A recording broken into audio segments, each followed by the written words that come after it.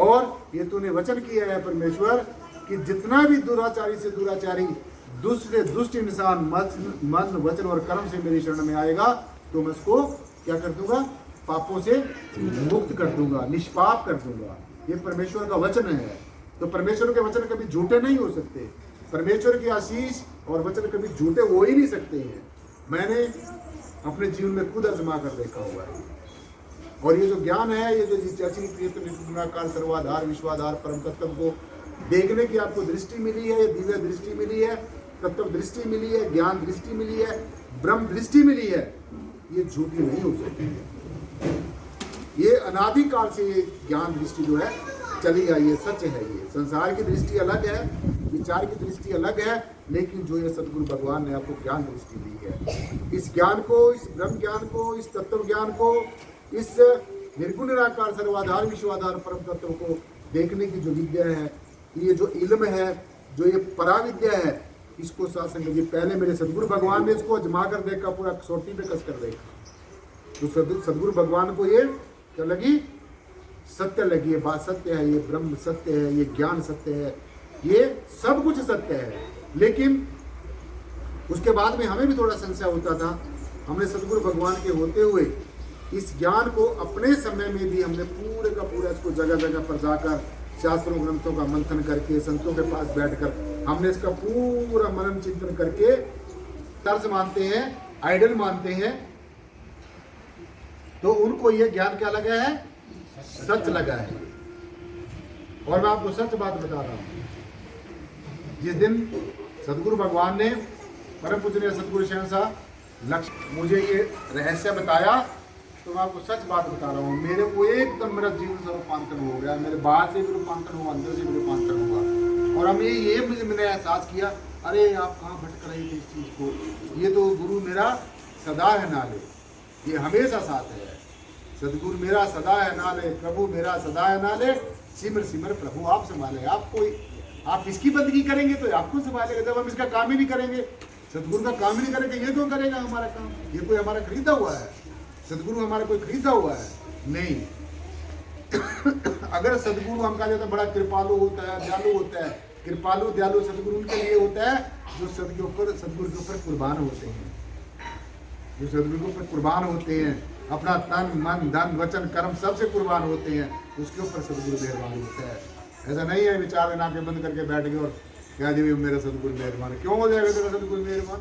सारे paper pass करो, तब जाकर ये अवस्था मिलेगी, तब जाकर ये डिग्री मिलेगी, तब जाकर ये पोजीशन मिलेगी, तब जाकर आप परमेश्वर के होंगे, परमेश्वर आपका होगा, ऐसी आपको अवस्था मिलेगी। तो इसलिए साथ संगत जी, जो सार्थक है उसको आपने धारण करना है और जो निरर्थक है उसको छोड़ देना है। जो पर्याप्त है उसको प्राप्त करना है और जो पर्याप्त नहीं है उसको पर्याप्त करने की कोशिश करनी है, चेष्टा करनी है, निष्ठा रखनी है। तो मेरे ख्याल में ये आप भली भांति समझ जाओगे इस बात को। अब आपको माया चाहिए या भक्ति चाहिए, तो ये तो आपने देखा। और मैं तो इतना आपको ये विश्वास दिला सकता हूँ, ये आश्वासन दिला सकता हूँ कि ये जो ज्ञान है जो मैं आपको पढ़ा रहा हूँ, ये क्लास ब्रह्म ज्ञान की क्लास होती है। और अगर इस क्लास में बैठ के भी आदमी भटके तो फिर दुनिया की कोई चौकटी ही नहीं है, दुनिया में कोई ऐसा गुरु ही नहीं है, ना पहले था ना बहन आगे रहेगा, जो आपको इस ये जो प्रपंच है, ये जो माया का जाल है और जो त्रिगुणात्मक माया से बाहर निकाल देगा। ऐसा सदगुरु जो ब्रह्म ज्ञानी है, तत्वदर्शी है, ब्रह्मनिष्ठ है, जो परमात्मा को मानता नहीं, परमात्मा को जो जानता भी है, जिसने देखा है वही हमें दिखा सकता है, जिसने जाना है वही हमें जना सकता है, जिसको परमेश्वर की पहचान है वही परमेश्वर की पहचान करा सकता है। तो इसलिए बिना जानकारी से, बिना पहचान से, बिना ज्ञान से कोई भी चीज सच नहीं माननी है। जो परिवर्तनशील जो चीजें हैं, जो परिवर्तित शासन में होती रहती हैं, तो वो कभी भी परमात्मा नहीं हो सकती। तो इसलिए जो जीवन है, ये जो मनुष्य का जीवन हमें मिला है, ये नर नारायणी जो देह हम लोगों को मिली है, 84 लाख जन्मों के बाद ये हीरा सा जन्म मिला है, ये गोल्डन अपॉर्चुनिटी मिली है, ये सुनहरा मौका मिला है, तो इसका भरपूर फायदा उठाना है। डरपोक लोगों की मुझे ज़रूरत नहीं है अपनी क्लास में। मेरी क्लास में कोई भी डरपोक लोग ना होना चाहिए, क्योंकि जो भक्ति है वो डरपोक लोगों का और बुज़दिल लोगों का काम नहीं है।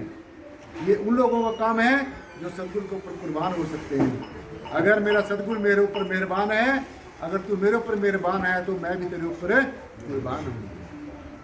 तो हमने सब कुछ सेक्रीफाइस जब हो जाएगा, तब जब सब कुछ हमारा लूट ही जाएगा, हम सेक्रीफाइस हो जाएंगे, परमेश्वर की चीज़ें हैं, परमेश्वर ने हमें दी, परमेश्वर को हमने समर्पित कर दी, तो हमारा क्या रह गया?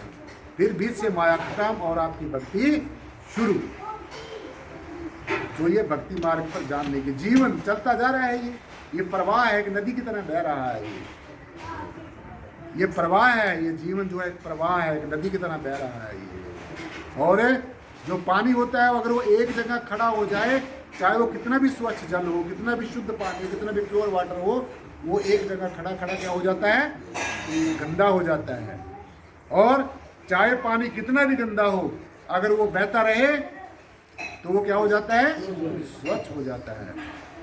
तो इसलिए अपने जो मन के अंदर जो विचार हैं, इनको निकालते रहना है, सकारात्मक विचारों को अपनाना है, सकारात्मक विचारों को अपनाना है, सकारात्मक दृष्टि को अपनाना है, मानवता वाला जो दृष्टिकोण उसको अपनाना है, और जो स्वार्थ की दृष्टि है उसको छोड़ना है, जो दिखावे की दृष्टि है उसको छोड़ना है।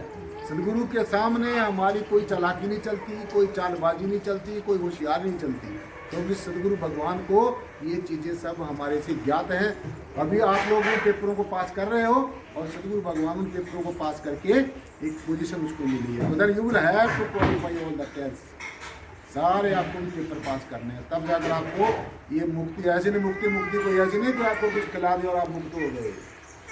मुक्त को जानेंगे, पहचानेंगे, तब जाकर आपको मुक्ति मिलेगी। मुक्त कौन होगा और कौन नहीं होगा? मुक्त वही होगा साथ संगत की जो मुक्त की सेवा करेगा, जो मुक्त को जानेगा, जो मुक्त को पहचानेगा। और हो ही नहीं सकता, चाहे सारे दिन रात सारी जिंदगी मेरे आगे पीछे घूमते रहोगे, कुछ बनने वाला नहीं है। अगर मेरा आदेश मानना है तो मेरा उपदेश भी मानिए, अगर नाथ जी का आदेश मानना है तो उपदेश भी मानना होगा। अगर पूरे के पूरे जो है ना, हमने आनंद की अवस्था प्राप्त करनी है, नहीं अगर ऐसे ही भटकते बिना, वो तो भटक तो जीव रहा ही है। तो इसलिए साथ संगत जी, जो ज्ञान है, जो ज्ञान की जो दृष्टि हमें सदगुरु ने दी है, इसको, और जो हमारा जो परमार्थ है और पुरुषार्थ है, दो very important aspect of the spiritualism, भक्ति मार्ग के सबसे इंपॉर्टेंट जो क्या कहते हैं उनको, जो सिद्धांत हैं, परमार्थ और पुरुषार्थ। अगर परमार्थ करते रहे, पुरुषार्थ न किया, फिर भी बात नहीं बनेगी। पुरुषार्थ भी करना है और परमार्थ भी करना है। क्या करना है? परमार्थ भी करना है और पुरुषार्थ भी करना है। तो जब दोनों पेपर पास हो जाएंगे, फिर जाकर आपको आनंद वाली अवस्था मिलेगी। संत, नदी, जल, मेघना, इनकी विहंगम चाल, जहां जहां इनके कदम पड़े, तहां तहां होते निहाल। संत, नदी, जल, मेघ, बरसात, मेघ, बादल, मेघना, संत, नदी, जल, मेघना, इनकी विहंगम चाल, जहां जहां इनके चरण पड़े, तहां तहां होत निहाल। जहां जहां पर संतों के चरण पड़ते हैं, सदगुरुओं की पावन अमृत वाणी का प्रकाश होता है, तो वहां पर सब कुछ निहाल होता है। संत आते हैं, सभी के लिए आते हैं। संत, नदी कितना परमार्थ करती है। नदी अपना जल कभी खुद नहीं पीती है, पीती है कभी? कौन पीते हैं? आप पीते हो ना, क्यों? आपने कोई कर्जा देना है नदी का, आप क्यों पीते हो? अगर आप पीते हैं तो नदी का भी हमने शुक्रिया अदा करना है। अगर आप संतों के चरण में आए हैं, संतों के आशीष और वचन चाहते हैं, परमेश्वर की आशीष चाहते हैं, आप नहीं मानेंगे तो फिर प्रॉब्लम हो जाएगी। तो परमेश्वर की आशीष का, आशीर्वाद का, रहमो कर्म का पात्र बनने के लिए हमने सदगुरु के आदेश और उपदेश की बखूबी पालना करनी होगी। परमार्थ और पुरुषार्थ करना होगा, त्याग करना होगा, वैराग्य करना होगा, ज्ञान प्राप्त करना होगा, ध्यान करना होगा। क्योंकि त्याग के बिना वैराग्य नहीं है, वैराग्य के बिना ज्ञान नहीं है, और ज्ञान के बिना ध्यान नहीं है, और ध्यान के बिना भक्ति नहीं है, और भक्ति के बिना कभी मुक्ति नहीं है। तो ये सारे के सारे आपको पेपर पास करने हैं।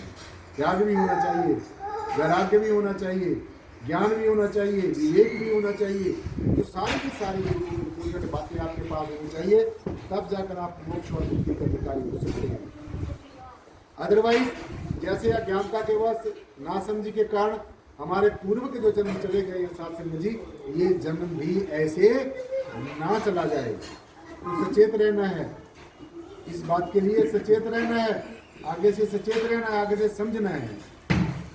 तो नदी जैसे अपना पानी खुद नहीं पीती, सभी को पिला देती है, वृक्ष जो है अपना फल कभी नहीं खाता। खाता है वृक्ष अपना फल? क्यों नहीं खाता? क्योंकि वो आपके लिए बना है, आपने उसकी सेवा की है। जो मेघ है, जो बादल है, वो जब बरसते हैं वो किसी की जाति देखते हैं, किसी का धर्म देखते हैं, किसी का वर्ण संप्रदाय, कुछ वेशभूषा, खान पान, मिल रीति देखते होंगे। सबके लिए बरसते हैं, सबके लिए बरसते हैं। तो सबके लिए जो है, जो सबके लिए, जिसमें सब है, जो हरि जिसको हम कहते हैं, हर में हरि है, हरि में सब है। संत ऐसे ही, संत महात्मा चाहे वो किसी जाति में पैदा होते हैं, आप लोगों ने जाति से क्या लेना है? लेना है कुछ? तो कमीशन मिलेगी जाति पूछ के संत, जो आजकल फैशन चला हुआ है। संत की कोई जाति नहीं होती, जात न पूछो साधु की, पूछ लीजिए ज्ञान, मोल करो तलवार का, पड़ा रहने दो। तो जाति धर्म बोल के क्या मिलेगा? जाति शरीर की है, आत्मा की तो कोई जाति नहीं। धर्म इस शरीर का है, ये शरीर किसी भी धर्म को मान लो, जो भी धर्म तुम्हें अच्छा लगता है मानो, लेकिन ऐसे धर्म को ना मानो जहाँ पर गुरुओं के नाम के ऊपर जो है पैसे की लूट हो रही है, गुरुओं के नाम के ऊपर, प्रतीकों के ऊपर, चिन्हों के ऊपर, ऐसे गुरुओं को तो गुरु के बाय बाय करनी है। आज आप देख ही रहे हैं क्या कुछ हो रहा है, धर्म के पैसियन की दौड़ चली हुई है। तो इन चीज़ों से थोड़ा हम लोगों ने सचेत रहना है। इसलिए नदी अपना पानी कभी खुद नहीं पीती, वृक्ष अपना फल कभी खुद नहीं खाते, और क्या होता है? और क्या होता है? ये प्रकृति जो है, जितनी भी इसकी संपदा है, ये आपको ही देती है, नहीं देती? तो आप क्या करते हो? आप तो धन्यवाद तो करना ही है ना। जो चीज़ आपसे हमको एक छोटी सी चीज़ ले लेते हैं, करते हैं, कोई भी हमें कोई छोटी सी चीज़ दे देता है ना, तो उसका हम क्या करते हैं? धन्यवाद करते हैं, उसका हम धन्यवाद करते हैं। Thanks a Lord for giving me this thing. आपने मुझे ये चीज़ दी, मैं आपका धन्यवाद करता हूँ। ऐसे ही हमने परमेश्वर का धन्यवाद करना है, प्रकृति का धन्यवाद करना है, परमेश्वर का धन्यवाद करना है। Thanks a lord my almighty God for giving me different things which are very much necessary for my life to lead in a very best way और in a very smooth way. So we should thank the Almighty God in this way. Then and only then, this our Param Tattva, this our Almighty God automatically will come to you and automatically will shower all the happiness or all the things which are very much necessary for your life. Automatically everything will come to you. If you will believe, आप परमेश्वर में भी believe करोगे, आप परमेश्वर में विश्वास करेंगे, श्रद्धा रखेंगे, और वो कैसे होगी? उस सदगुरु के माध्यम से होगी। परमेश्वर आपको कुछ नहीं कहता, और ये परमेश्वर ही है जो संतों के रूप में आकर हमारे सामने आता है और फिर अपना रहस्य हमें बताता है, देखो मैं ऐसा हूँ। ये सब परमेश्वर की आशीष है। इसी तरीके से जो मधुमक्खी होती है, मधुमक्खी छोटा सा जीव होता है, छोटा जीव देखा मधुमक्खी? हमारे यहाँ पर लगा हुआ है शहद का वो एक मधुमक्खियों का, क्या कहते हैं उसको, छत्ता लगा हुआ मधुमक्खी, उसमें शहद इकट्ठा हो रहा है। अब वो जो मधुमक्खियों ने शहद इकट्ठा किया है, तो मधुमक्खी वो शहद लेके आप जाएंगे क्या? आप लाएंगे? जाएंगे आप? नहीं, आप नहीं लेके जाएंगे, वो आपके लिए छोड़ देंगे। कितनी मेहनत के साथ उन्होंने उसको शहद को क्या किया है? इकट्ठा किया, तो जाती जाती शहद यही छोड़ जाएगी। इसी तरीके से मधुमक्खी कितना प्रयास करके, कितना जो है क्या कहते हैं, यत्न प्रयत्न करके, मेहनत करके, तरह तरह के फूलों से जो उसको शहद को लेकर आती है, एक जगह इकट्ठा करती है और जाती जाती आप लोगों के लिए छोड़ देती है, हम लोगों के लिए छोड़ देती है। तो छोटा सा जीव, और आप लोग तो परमेश्वर की ज्येष्ठ और श्रेष्ठ संतान बताएंगे। You are the super most creation of the almighty God. आप परमेश्वर की ज्येष्ठ और श्रेष्ठ संतान है। ऐसे परमेश्वर ने वचन किया हमारे साथ भी, आप परमेश्वर की ज्येष्ठ और श्रेष्ठ संतान हो। तो आपके तो सारे काम श्रेष्ठ ही होने चाहिए। जैसे ज्येष्ठ पुत्र और श्रेष्ठ पुत्र अपना माता पिता को प्यारा होता है, ऐसे ही परमेश्वर को आप सभी प्रिय हैं। आपकी परमात्मा से दुश्मनी नहीं है, सदगुरु से दुश्मनी नहीं है, न सदगुरु की आपसे कोई दुश्मनी है, न परमात्मा की आपसे कोई दुश्मनी नहीं है। ये तो आपने ही अलग अलग फैशन बना के अपना तरह तरह के फैशन आपने खुद बनाए। परमेश्वर ने ऐसा कहीं भी कोई ऐसा वचन नहीं किया है। इसलिए समता और समानता सृष्टि का नियम है। समता और समानता सृष्टि का नियम है, अकाट्य नियम है। और यही नियम बताने के लिए साधु संत महात्मा संसार में आते हैं। तो जहाँ पर समता वाली दृष्टिकोण हो, ऐसे सदगुरु की शरण में जाना है जो हमें किसी जातिवाद से छोड़कर, किसी विशेष धर्म को छोड़कर, वर्ण को छोड़कर, संप्रदाय को छोड़कर, किसी पूजा पद्धतियों के भेदभाव को छोड़कर, मन के भेद को छोड़कर, मतों के भेद को छोड़कर, ग्रंथों शास्त्रों के भेदों को छोड़कर, इन सब भेदों को छोड़कर जो हमें एक ही परमेश्वर से मिला दे, जो हमें ये जो जय श्री प्रियतम निर्गुणाकार सर्वाधार विश्वाधार परम तत्व है, जो इसको हमें खुली आंखों से पहले दिखा दे, इसके बारे में हमें समझा दे, जीते जिसके साथ जोड़ दे, इसके साथ प्यार करने की युक्ति बता दे, तो ऐसे सदगुरु को सत सत नम्र करना है, बार बार प्रणाम करना है, दंडवत प्रणाम करना है। सो जो एक को जानता है, एक को मानता है, एक हो जाने का संकल्प कर लेता है, उसका जीते जी पार उतारा हो जाता है। तो ये जो ब्रह्म ज्ञान है, ये कोई नई बात नहीं, मैं आपके लिए आपको बताने के लिए आया हूँ। ये जो ब्रह्म दृष्टि है, ये जो निराकार का ज्ञान है, जो पराशक्ति की जो विद्या है सात्संग जी, ये अनादिकाल से चली आई है। भगवान राम जी को वशिष्ठ मुनि जी ने यही ज्ञान दिया और ये बताया, हे राम तू रामचंद्र है या राम है। जब राम ने पूछा कि मैं रामचंद्र हूँ या राम हूँ, तो वशिष्ठ मुनि जी महाराज ने कहा कि जब तू अपने पंचों तत्वों की तरफ देखता है, शरीर की तरफ देखता है, तो तब तू कौन है? तब तू रामचंद्र है। और जब तू इस ज्ञान दृष्टि को देखकर तत्व दृष्टि के अपने स्वरूप को देखता है, क्योंकि ये शरीर नहीं है, ये शरीर मेरा नहीं है, मैं इस शरीर के अंदर रहने वाली आत्मा हूँ, मैं शरीर को चलाने वाली आत्मा हूँ, मैं अजर अमर और अविनाशी हूँ। ये मेरा निराकार स्वरूप है, ये मेरा जो है अकाट्य स्वरूप है, अडिग स्वरूप है, अडोल स्वरूप है। तो इसका भी ध्यान करना, इसी के चक्रों में ना फंसे रहोगे। ये तो किसी का नहीं रहा है, पहले गुरुओं ने भी छेड़ना पड़ा, हमें भी छोड़ना पड़ेगा, आपको भी छोड़ना पड़ेगा। तो इस शरीर के पीछे मत भागिए, मेरे शरीर के पीछे पीछे मत भागिए। कहीं तो ऐसे होंगे, गुरु जी आज, स्वामी जी आज सत्संग होगा, अरे होगा, होगा क्यों नहीं है।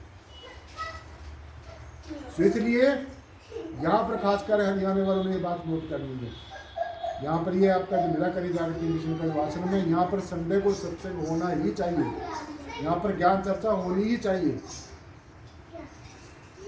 और जो यहाँ के प्रबंधक हैं, जो यहाँ की देखरेख करते हैं, उनसे भी शासन का अनुरोध है कि वो विशेष तौर से संडे को यहाँ पर आए, क्योंकि मुझे जगह जगह पर जाना होता है। तो मुझे कोई किसी तरीके की अनगैली नहीं होनी चाहिए। सबने अपना अपना काम करना है, जो सदगुरु मुझे ड्यूटी देकर जो मैंने करना है, जो आपको ड्यूटी और आपके ये हो बाकी आपके ये मत समझना कि आप मेरे ऊपर एहसान कर रहे हो, मैं आपके ऊपर एहसान कर रहा हूँ।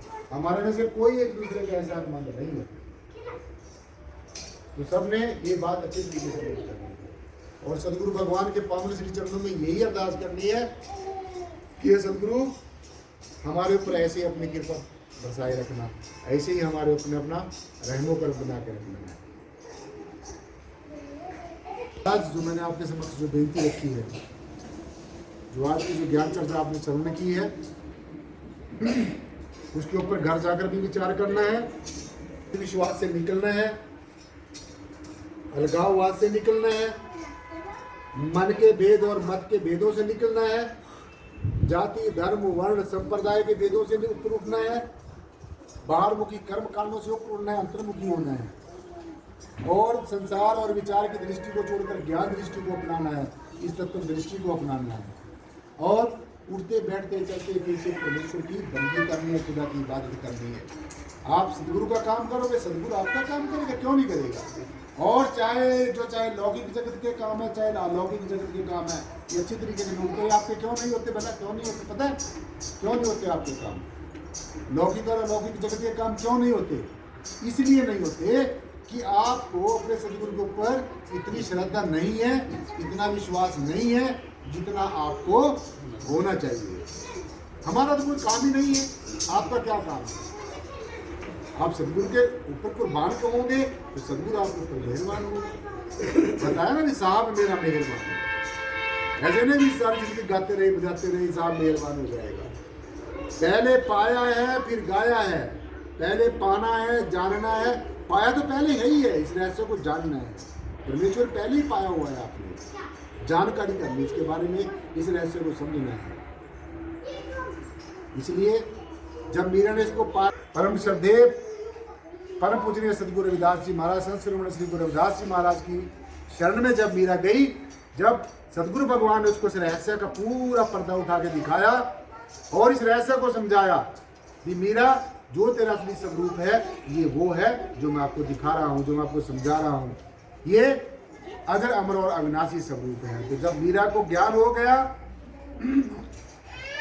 और ज्ञान के साथ में बोध हो गया, ज्ञान से काम नहीं चलता, ये ज्ञान अहंकार का कारण भी बन जाता है। आप देखो कितने लोगों ने ज्ञान लिया लेकिन उसके ऊपर आप लोग चले तो नहीं ना। इसलिए हर एक इल्म के साथ में अमल का होना बहुत ज़्यादा जरूरी है। अगर पहले गुरुओं के समय में आपने अमल नहीं किया तो हमारे समय में सबने अमल करना, और मैंने देखना है ये आप कितना का अमल करते हो, कितना का आप सुमरण करते हो, कितना का भजन करते हो, कितना की बंदगी करते हो। तो आपको खुद ही पता चल जाएगा जब आपके लौकिक जगत के और अलौकिक जगत के काम होने शुरू हो जाएंगे तो ये समझ लेना कि आपका सदगुरु आपके ऊपर मेहरबान है, परमेश्वर मेहरबान है। तो इसको रिझाने से पहले अपने सदगुरु को रिझाना है, हमने सदगुरु को सेटिस्फाई करना है। हमारी सेवा से, सत्संग से, सिमरन से सदगुरु हमारा खुश होगा, तब जाकर परमेश्वर वो खुश होगा। ऐसा नहीं कहना है कि नहीं सदगुरु कुछ नहीं होता, निराकार ही सब कुछ करता है। तो निराकार तो पहले भी यहीं पर था ही, ये निराकार तो पहले भी था यहीं पर आपके। तो इसने क्यों नहीं कह दिया आपको कि आओ मुझे देख लो मैं निराकार हूँ? ये किसने दिखाया आपको? ये सदगुरु ने दिखाया है। तो फिर सदगुरु बड़ा हुआ है, निराकार बड़ा हुआ, सदगुरु बड़ा हुआ। और ये बात मैं नहीं कह रहा हूँ, ये सभी धर्मों के वेद शास्त्र ग्रंथ गीता पुराण बाइबल सब पुकार करके कह रहे हैं जो समय का सदगुरु है, समय का हाकिम है, जो समकालीन सदगुरु है। पहले सदगुरु आपको संदेश उपदेश देकर चले गए, वो वापस तुम्हारे पास नहीं आएंगे। अब समय के सदगुरु की बात को मानना है, उनकी फोटो को उठा के नहीं घूमते रहना है। प्यारे बड़े गुरुओं के फोटो में उठा के नहीं घूमते रहना। ठीक है, आप कोई फोटो रखते हैं अपने घर में as a symbol of respect रखते हैं, लेकिन उसको अपनी कमाई का साधन नहीं बनाना है, उसको कुछ बनावट सजावट का साधन नहीं बनाना है। कई लोगों को तो हम घर में जाते हैं तो घर के ऊपर मेन दरवाजे पर होती है फोटो लगाई हुई। तो मैंने एक दिन एक बीपी से पूछ लिया, मैंने कहा बीपी आपको ये बिना तनख्वाह का चौकीदार बढ़िया मिला हुआ है, बिना तनख्वाह का चौकीदार मिला हुआ है, सदगुरु तुम्हारी रखवाली करता है, तुम्हारे स्वप्न में भी जाकर तुम्हारी रखवाली करता है, करता नहीं है? करता है। तुम आराम से नींद सोते हो और सदगुरु तुम्हारे 4 सवेरे तुम्हारे घर में घूम फिर के तुम्हें जगाकर भी जाता है और तुम्हें कई तरीके की बातों से सचेत करता है।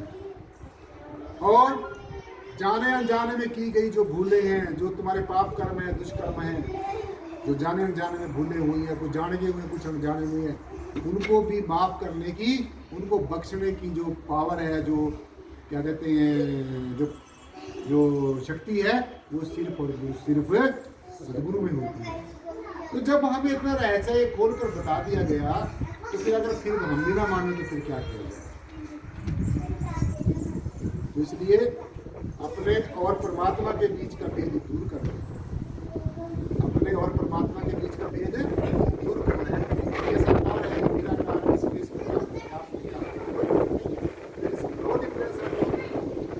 जो डिफरेंस पैदा किए हैं ये आप लोगों ने, ये मतों के मतांतरों के जो मतभेद, मेरा गुरु ऐसा है, मेरा गुरु ऐसा है, तुम शरीर के पीछे ही पड़े रहे बस। पहला गुरु ऐसा वेशभूषा पहनता था, पहला गुरु ऐसी पगड़ी बांधता था, पहला गुरु ऐसे बोलता था। पहले गुरु को ही बुला लो, फिर पहला गुरु आएगा आपके पास? अब नहीं आएगा। और ज्यादातर जो जीव है सबसे ज्यादा यही परिमाण करता है। तो ये भ्रांति दूर करनी है, ये भ्रांति दूर करनी है। और आने वाले समय में साथ संगत जी बढ़ चढ़कर सेवा करनी है, मन से वचन से कर्म से।